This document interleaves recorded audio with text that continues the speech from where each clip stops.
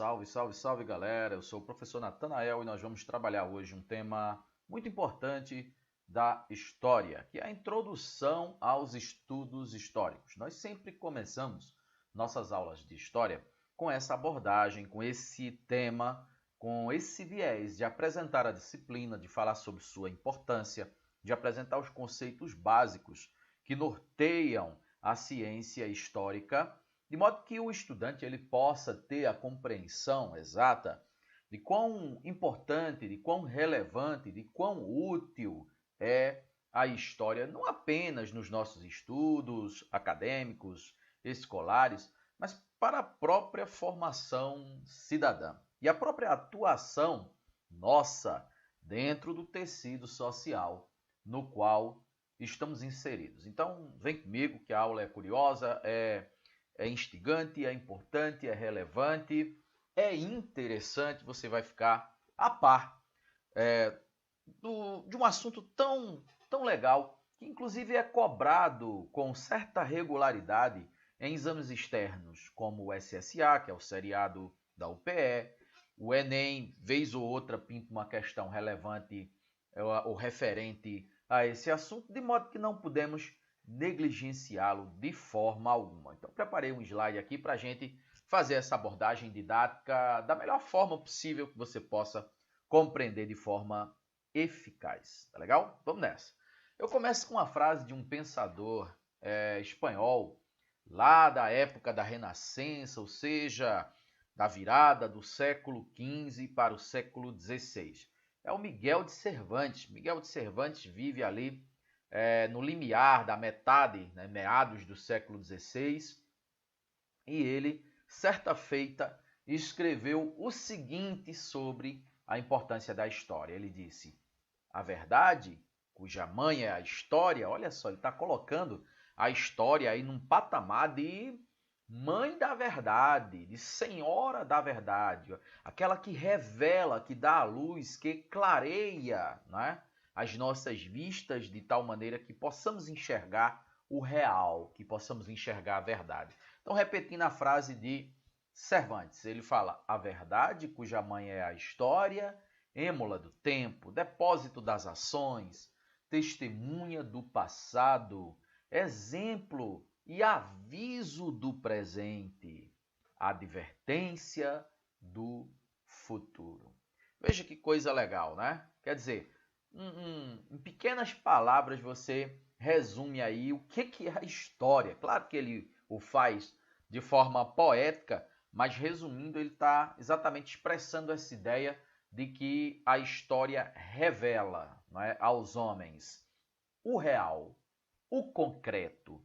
É por isso que ela é tão importante, não apenas, como disse, para os nossos estudos, mas para a nossa própria compreensão de mundo enquanto cidadãos.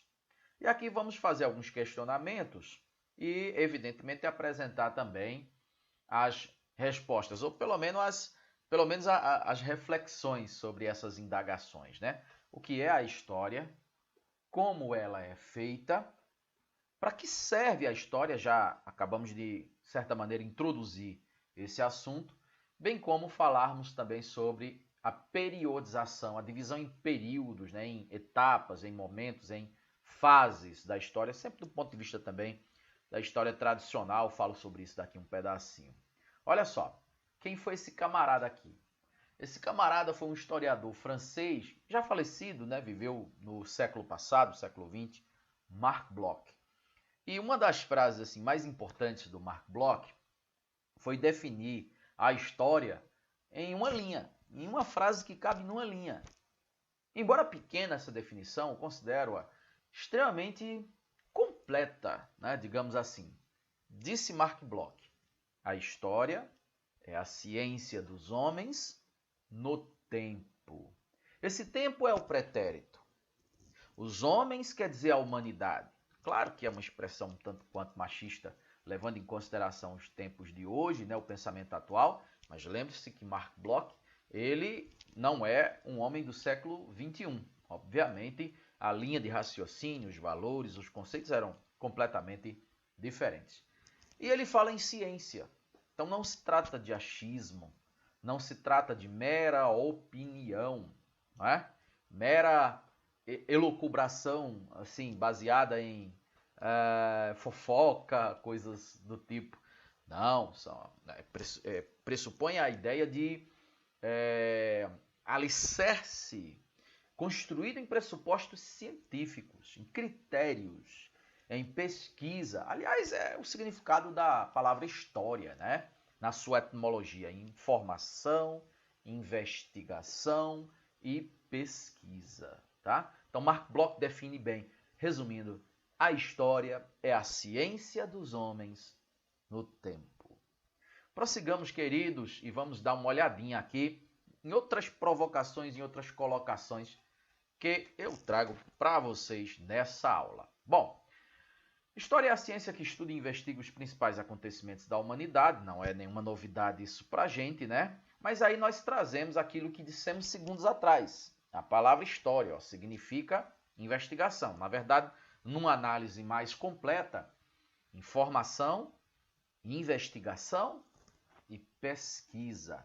E o historiador, histor, quer dizer, esse prefixo que compõe a palavra história, significa algo como sábio, ou conhecimento, ou ainda sabedoria. A importância é muito simples da gente entender. É daí onde vem aquele questionamento que fizemos minutos atrás. Por que estudar história? Inclusive o grande Confúcio, pensador chinês que viveu séculos antes de Cristo, já afirmava isso, séculos e séculos atrás, né? Dezenas de séculos atrás, que o grande objetivo da história não é meramente conhecer o passado, que, diga-se de passagem, é importante, mas o grande propósito da história, sem dúvida alguma, é você entender o presente. Não é possível entender o momento em que vivemos sem recorrermos à história, sem entender as raízes, sem compreender as origens e sem analisar os processos dinâmicos que a história da humanidade passa, ok?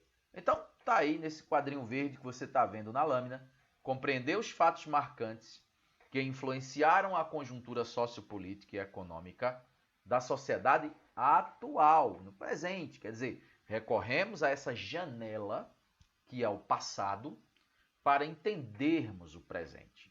E como eu falava do Confúcio, está aí a frase do cara que viveu 5 séculos antes de Cristo, século VI antes de Cristo, 2.500 anos atrás. Ele dizia: estuda o passado se queres adivinhar o futuro. Claro que adivinhar não é a palavra mais adequada aí, né? Nesse caso é projetar o futuro. Vou dar um exemplo a vocês para que você entenda também de forma bastante simples. Veja, se eu tenho um histórico, eu estou com 43 anos, então se eu olho para o passado, né, o meu passado, minha trajetória na janela da minha vida, o que já passou, e eu vejo uma trajetória de abusos, assim, de descuido com a saúde, bebendo, fumando, sendo sedentário, comendo mal, dormindo mal. É lógico que essa história, esse passado, é lógico que essa trajetória vai influenciar no momento presente, né? Na minha condição de saúde, na minha condição física ou psíquica. E é lógico que com base nisso eu posso projetar o porvir, o futuro. Eu não posso adivinhar, né? Porque existem muitas variantes que influenciam nas coisas, mas eu posso projetar com base no que eu já vivi, com base no que eu fiz ou deixei de fazer, com base no meu momento atual, entendendo o meu momento atual, exatamente olhando para o passado, eu posso projetar o futuro. Então eu posso ter um futuro aí, vamos dizer, ruim, né? de enfermidades, né? De doenças, tomar muito remédio, vou ter que mudar os meus hábitos, senão as coisas no futuro não serão legais para mim, tendo em vista tudo que eu já fiz, tendo em vista todo o passado, tendo em vista a minha trajetória, né? Tendo em vista meu momento atual, posso fazer uma projeção, acho que você está me entendendo bem, sobre aquilo que vai acontecer ainda, ou seja, o futuro. Não adivinhá-lo, mas prever, ou digamos assim, prever também não é a palavra, projetar, né, esse futuro, esse porvir. Veja que Confúcio já falava isso há 2.500 anos atrás. Aliás, a história é uma ciência muito antiga, que tem mais ou menos essa idade, 2.500 anos. Ok? Daí o pai da história, falando na origem da história, na trajetória da história, não posso deixar de citar o Heródoto de Alicarnasso. Heródoto de Alicarnasso é considerado o pai da história. Por quê? Porque ele é o primeiro estudioso que vai exatamente falar sobre isso, que a história significa a informação, a investigação e a pesquisa, estudo passado dos homens, que é importante para compreender o presente. O primeiro cara que vai sistematizar essas ideias, não é exatamente o camarada Heródoto. Alicarnasso é a cidade dele, a cidade grega em que ele viveu, por isso Heródoto de Alicarnasso. E ele já dizia aquilo que estamos enfatizando desde o começo dessa aula. Pensar o passado para compreender o presente e preparar o futuro. Então você percebe que tudo converge exatamente para aquele ponto que nós ressaltamos. O objetivo, o propósito de se estudar a história não é meramente o conhecimento do passado, que é importante, mas sim, principalmente, a atuação no presente, o conhecimento e o entendimento sobre o momento presente. Vai ser sempre assim, e os antigos, na Grécia, na China, já ressaltavam essa importância e esse propósito da história. Bom, vamos ao fato histórico. Bom, fato histórico é tudo o que acontece na sociedade. A história surgiu quando o próprio homem surgiu. Não foi quando as sociedades surgiram, quando o próprio ser humano surgiu. Quer tenha sido por criação divina, quer tenha sido por evolução, porque isso é uma outra discussão que a gente não vai entrar aqui agora. O fato é, surgiu o homem no planeta Terra, surgiu a história. E junto com ele o fato histórico. Todos nós, somos sujeitos históricos. Mas, veja, o fato histórico que ocorre comigo ou na minha vida, ela tem um impacto circunstancial, tem um impacto local, pessoal, no máximo impactando aqui os meus familiares, as pessoas que me rodeiam. Mas, quando a gente fala de reis, governantes, generais, imperadores, faraós, presidentes, é claro que os fatos históricos que ocorrem com esses caras, ou em função deles, você tem um impacto muito maior na vida de muito mais gente. Daí vem a explicação de por que a história desses camaradas aparece nos livros e a minha não. Eu sou tão sujeito histórico quanto ele. Eu faço parte da história tanto quanto ele. Mas o impacto que o fato histórico que ocorre com ele ou por causa dele, ele que eu me refiro, é o presidente, o rei, o imperador, o faraó, o general, não é? Você está me entendendo? De quem detém um poder político-administrativo. O fato histórico que ocorre com ele ou por causa dele tem um impacto muito mais amplo na vida de muito mais gente, né? Mas isso não nos faz, a mim, você, não nos exclui de sermos um sujeito histórico. Somos todos sujeitos históricos, independentemente da posição social, política, econômica que nós venhamos a ocupar dentro do tecido social do qual fazemos parte. Então tá aqui, ó. Os fatos históricos são únicos porque se diferenciam de todos os outros, são irreversíveis, né? Então, nesse aspecto, a história ela não vai se repetir, porque só ocorrem uma vez, dadas as circunstâncias, dados os atores envolvidos.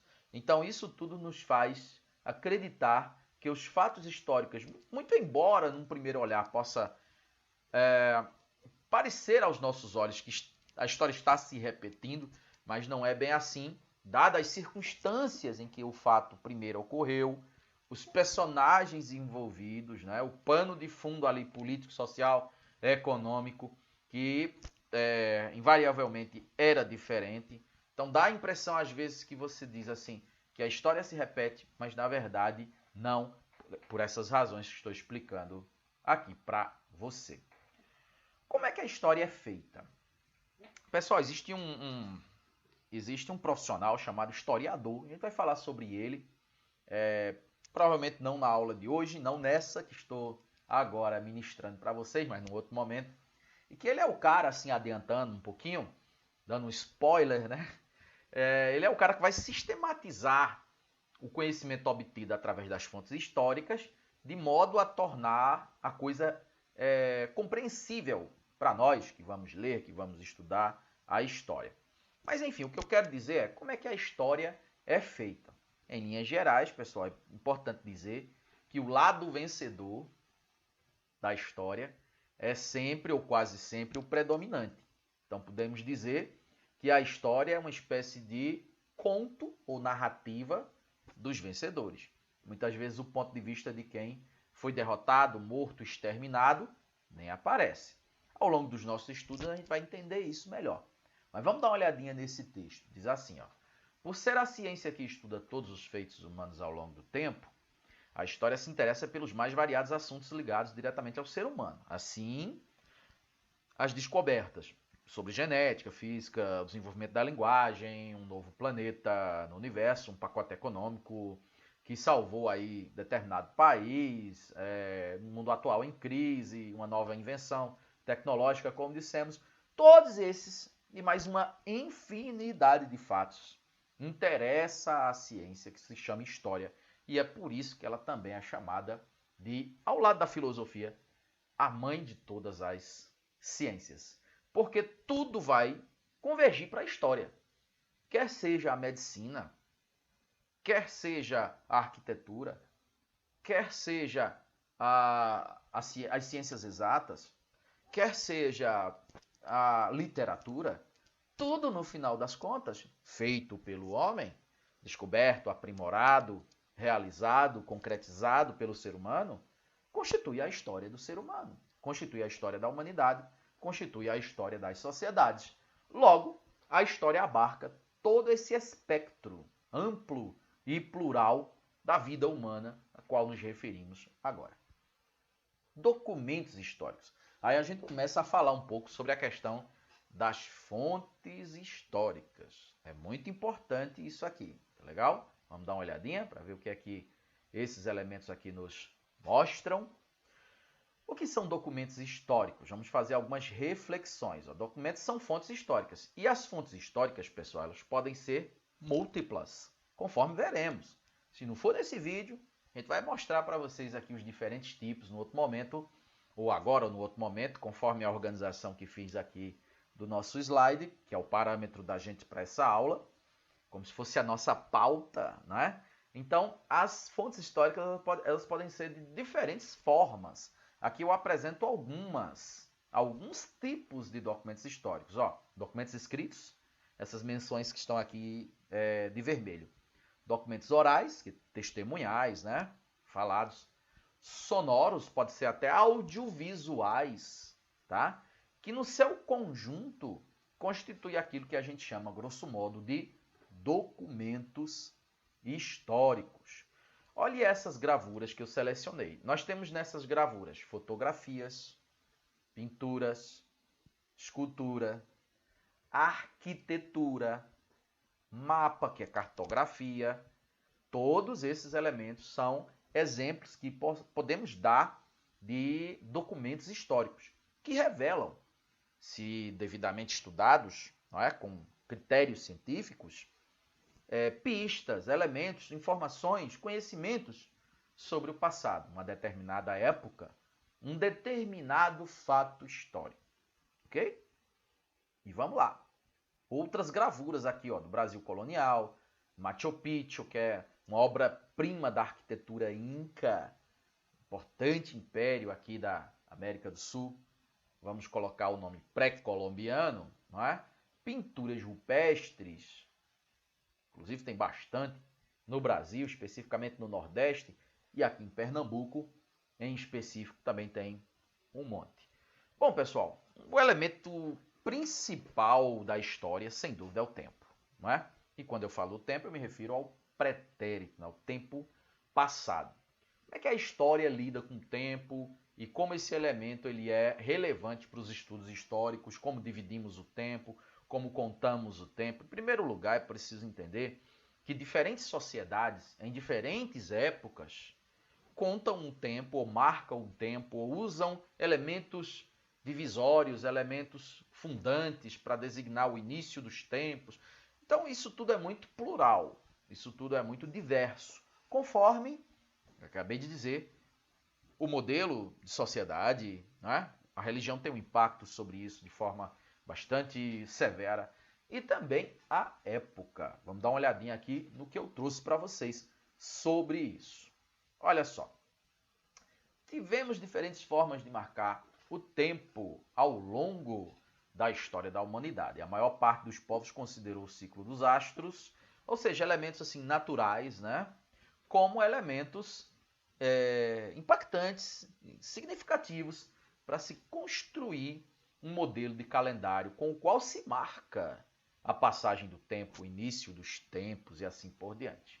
Temos aqui um planisfério onde podemos observar o hemisfério norte, o hemisfério sul, podemos observar o ocidente e o oriente, podemos observar diferentes países de diferentes continentes e, obviamente, as formas, como eu exemplifiquei agora há pouco, as formas de se contar o tempo, de se marcar os elementos divisórios do início dos tempos, é completamente diferente, conforme o modelo social, político, econômico e religioso desse país ou dessa sociedade. Vamos dar uma olhadinha aqui no que temos para exemplificar isso melhor. No calendário cristão, que vigora no Ocidente, e tenha-se por Ocidente, eu mostrei agora há pouco a Europa, a América todinha, né? Basicamente nós temos isso, e as áreas, principalmente as áreas influenciadas por essas regiões, tenha-se ou leia-se a partir disso a Austrália, no caso aí a Oceania. Então vigora um calendário cristão, cujo ano em que estamos é 2021, tendo por base, por isso o calendário cristão, o nascimento de Cristo, tá? Obviamente, nesses países vigora o cristianismo como religião predominante. Não significa dizer que não existam outros credos. Existe sim, mas como religião predominante, quer seja católico, quer seja protestante, evangélico, né? Seus mais variados matizes, predomina o cristianismo. É uma sociedade também baseada nos valores judaicos cristãos. Judaico-cristãos, melhor dizendo. Então o ano é 2021. Já no mundo muçulmano, nós temos aí países africanos, nós temos aí países asiáticos, principalmente no Oriente Médio, vigora um outro calendário. Vigora um outro marco inicial da história da contagem dos tempos, que nesse caso dos muçulmanos é a Hégira, a fuga do profeta Maomé de Meca para Yatrib. Isso no nosso calendário ocorreu ali no ano de 622. Então nós estamos no ano de 1442 para quem segue esse calendário. Os países cuja orientação religiosa é o judaísmo, tenha-se por exemplo maior o Estado de Israel, estamos numa outra contagem de tempo aí, totalmente distinta, como você pode constatar, no ano 5781, de acordo com a formação dos tempos por Jeová, crença, então, estabelecida lá naquela região. E aí poderíamos dar exemplos aí mundo afora, né? O calendário budista, ou em países como, não países propriamente, mas províncias da China, não é? Como o Tibete, por exemplo, e regiões que seguem o hinduísmo, como a Índia. Então se tem um outro modelo, uma outra forma de contar o tempo, um outro marco inicial dos tempos, o ano 1, né, de tudo, completamente diferente do nosso e desses exemplos que demos aqui, de maneira que sociedades distintas, em tempos distintos, têm formas distintas de se contar o tempo, de se marcar a passagem do tempo, de estabelecer os seus calendários e os seus marcos fundantes, os seus marcos iniciais. Bom, periodização da história. Aí a gente entra num ponto importante aqui, que é a seguinte análise, o seguinte ponto de vista. Para facilitar, eu falava do historiador, né? E vou, um outro vídeo aqui, conversar um pouco mais sobre esse profissional. Para facilitar os estudos da história, os historiadores eles vão sistematizar o conhecimento, organizar esse conhecimento de modo que nós, leitores, estudantes, possamos entender melhor, compreender melhor a história. E daí a trajetória humana nesse planeta, né, desde que o homem surgiu, então obedece aí de acordo com essa linha do tempo tradicional. Existem outras formas de se dividir o tempo, tá? Existem outras maneiras de se estabelecer essa tal linha do tempo, essa tal periodização de história. Eu estou levando em consideração um modelo eurocêntrico, um modelo positivista, que é um modelo tradicional, conservador, né, da historiografia. Então se divide em 5 etapas: a pré-história, a Idade Antiga, a Idade Média, a Idade Moderna e a Idade Contemporânea. Levando em consideração os tempos atuais, tanta modernidade, tantas mudanças rápidas, impactantes, né, irreversíveis, há quem diga que estamos, inclusive, já numa 6ª etapa da história da humanidade, que seria a pós-modernidade. Mas isso não está ainda consolidado entre os historiadores, não está ainda cristalizado e enraizado, isso vem com o tempo, né? Mas, do ponto de vista tradicional, temos essa configuração. A pré-história surgiu aí a partir do aparecimento do homem até a invenção da escrita, que teria ocorrido concomitantemente no Egito, na Mesopotâmia, na Índia e na China por volta de 4.000 anos antes de Cristo, quando então nós temos uma segunda etapa da história da humanidade, que é a Idade Antiga, quando temos a formação das primeiras sociedades, dos primeiros impérios, das primeiras civilizações, dos primeiros reinos. Temos o Egito, temos a Pérsia, temos os fenícios, temos os mesopotâmicos, temos depois as civilizações clássicas, Grécia e Roma, e por aí vai. A Idade Média, começando exatamente a partir de 476, com a queda de Roma, período, por exemplo, do feudalismo, se estende até 1453, com a queda de Constantinopla, Roma Oriental, a Bizâncio, lá da Turquia atual, quando iniciamos a Idade Moderna, que vai, por conseguinte, até 1789, com a Revolução Francesa, início dos tempos contemporâneos, até o momento atual. A pós-modernidade é um conceito que nós não vamos tratar aqui, mas que eu já citei, inclusive. Bom, pessoal, então era isso que eu tinha para exemplificar, para mostrar no dia de hoje. Agora, valeu pela atenção. Vou continuar no vídeo seguinte a minha explanação sobre a introdução dos estudos históricos, da importância da história e da colocação da história nas nossas vidas. Valeu? Simbora, vamos ler, vamos estudar história, que é bom demais. Abraço para vocês e até a próxima.